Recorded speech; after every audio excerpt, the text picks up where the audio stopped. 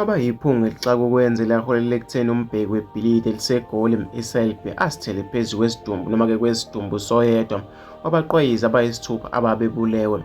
Lokhu kuhlelwe enkantolo enkulu yaseGoli ePalmreach ngesikhathi ogada ibhilidi umnumzane Michael Kingsley Dlamini ethula ubufakazi bakhe ecaleni elibhekene nomnumzane Sifiso Mkhwanazi oneminyaka ngo-22. uMkhwanazi ubhekene namacala angu-22 okukhona kuwo okubulala nawokudlwengula. Uvuma ukuthi bayisithupha abaqwayizi ababulawa phakathi ka-Ephreli no-Okthoba 2022 waboshwa ngawo-ke Okthoba 2022 emva kokutholakala kwesidumbu kuleli bhilidi noma-ke laliqashwe nguyise ukwenziwa-ke ibhizinisi lokukhanda izimoto. Echaza ngokwenzeka ngesikhathi ethola isidumbu, uDlamini uthi kwaba ukubanda noma-ke kwaba ukubanda kwesimo sezulu okuholele ekutheni anyuka ephezulu kwesitezi eyokha amanzi afudumele ukuze awashe imoto yakhe.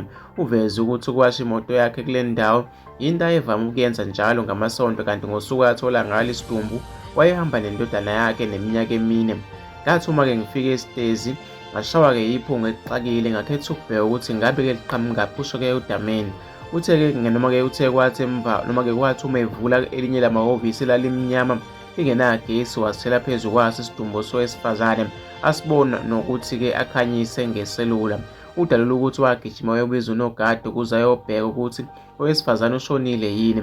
Kuvele ukuthi-ke uMkhwanazi abesifazane abatholakala kuleli bhilidi beshonile wayebathatha edolobheni eGoli phakathi-ke kwa-Ephreli no-Okthoba 2022.